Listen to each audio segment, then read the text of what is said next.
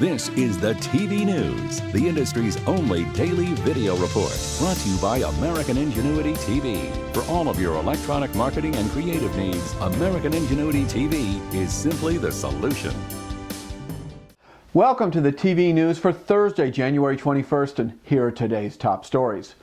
Why is this man smiling and running and jumping and laughing? It is because of a reported agreement in principle that the NBC television network will pay one Conan O'Brien more than $32 million to say goodnight, plus another $7.5 million for Conan's loyal crew that took the leap of faith in blowing out of the Big Apple for LA. Now, the reported only sticking point left to deal with is that Conan wants just a little bit more for his right-hand guys like sidekick Andy Richter and executive producer Jeff Ross. More as it develops, so keep checking in with the tvnews.tv. Now from our international desk, Jeopardy, Monty Python's Flying Circus, All in the Family, Ab Fab, just a few British TV imports that have kind of worked out pretty well for American TV. Now the Yanks at Fox are preparing to adapt yet another UK TV hit for the Colonials, and that's called Torchwood. It's a more dramatic form of a type of straight-laced Doctor Who about a group of brave Earthlings sniffing out and battling alien activity. Now, the good news for current Torchwood fans is that the US version of Torchwood will involve the original production team. Syndicated magazine shows continued their assault on the ratings in the second week of January. Check out these huge numbers. Entertainment Tonight up 27%. Inside Edition advanced by 23%. Access Hollywood jumped by 21%. Extra grew by 18%. The Insider grew by 12%. And TMZ got a 10% lift. And Talk's numbers, well, they were no slouch either. Oprah increased her audience by 15%. And the return of Reg inspired a 20% rebound with Live with Regis and Kelly. Plus, Ellen ran her numbers up by 19%. Congratulations to all the big winners in syndication. Hey, and speaking of growth, let's talk about some of the up-and-coming cable nets and how they've grown. Outdoor Channel has announced that it has bagged 4.9 million more subs in 2009, loading up their viewing universe to 34.5 million. Ovation is now playing to an additional 5 million subscribers, bringing their total count to 35 million. And CTV reports that it is now available to 22 million homes. Muy bueno, CTV.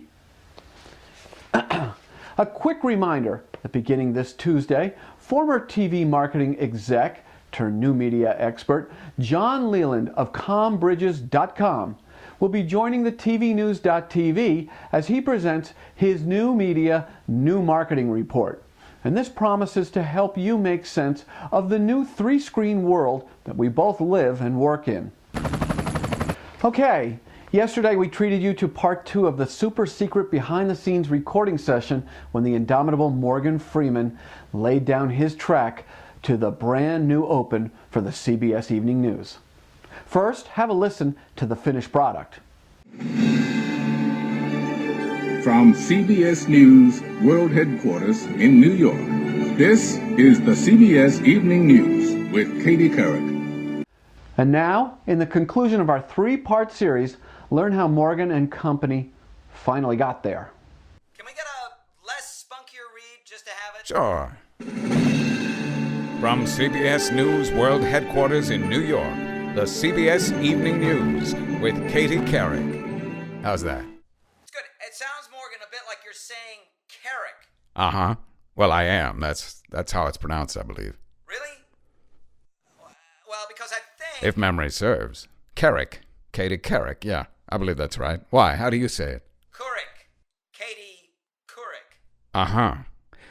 Well, I knew a family in Memphis that spelled their name exactly that same way, and we always called them the Courics.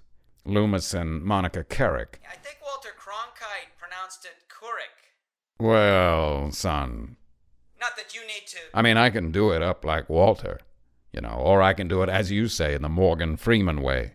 But straddling the divide is just not my style, if you know what I mean. No, I'm going to let you just do your thing, okay? When you're ready, just let it roll. All right, then. From CBS News World Headquarters in New York, the CBS Evening News with Katie Couric. Okay, did you get that? Thank you very much, Mr. Freeman. All right, I'm going to head out. I got to jump in a cab. Thank you. All right, we'll admit it again. This is really the work of actor and impressionist Jim Meskimen. And you all know Jim's voice work from all that great stuff on Jib Jab. Now, should you wish to avail yourself of Jim's genius, log on to jimmeskimenvo.com. And by the way, Jim, thanks for the good time. Sales, marketing, and trends brought to you by Storr & Associates, sports and entertainment marketing specialists. Log on to storrandassociates.com and start connecting with sponsors and consumers. Question: how much time do you spend in your job each week? 40 hours? Yeah, right. 50 hours? That's a little closer. 60 hours? Most likely. Well, know and be comforted by the fact that every hour that you work, your kids are committing the same amount of time to consuming electronic media. USA Today is reporting that today's under 18 set spends 53 hours a week online, on cell phones, on iPods, and watching TV. Now, from an industry standpoint, you want to jump up and say, yeah! But when you take a look at all those hours spent with electronic media from a parental viewpoint, you might say, oh boy. Now, the current amount of time per day kids spend with electronic media is 7 hours and 38 minutes. That's a full 79 minutes more than just a decade ago.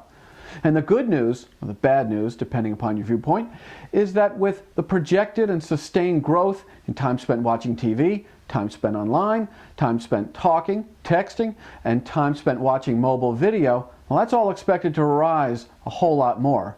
Consider yourselves warned. For more details on this story, log on to usatoday.com.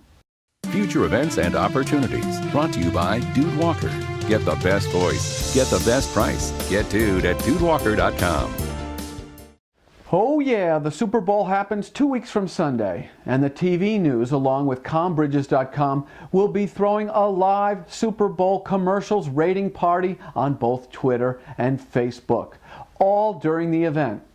It's for the TV industry only, and we'll find out how your likes and dislikes track with real viewers. We'll have more details for you in the days to come, but consider yourself invited. Hey, got any non-fiction programming ideas you want to pitch? You want to hook up with co-production partners? You might want to attend the Real Screen Summit, February 1st through the 3rd in Washington, D.C. For more information, log on to summit.realscreen.com. And that's about it for today's edition of the TV News. We'll be back tomorrow with top news, the sports TV news, and we'll close the feedback loop as we do every Friday. I'm Jeff Grimshaw. Thanks for watching, and go out and make it a good day. The TV News has been brought to you by American Ingenuity TV. For all of your electronic marketing and creative challenges, American Ingenuity TV is simply the solution.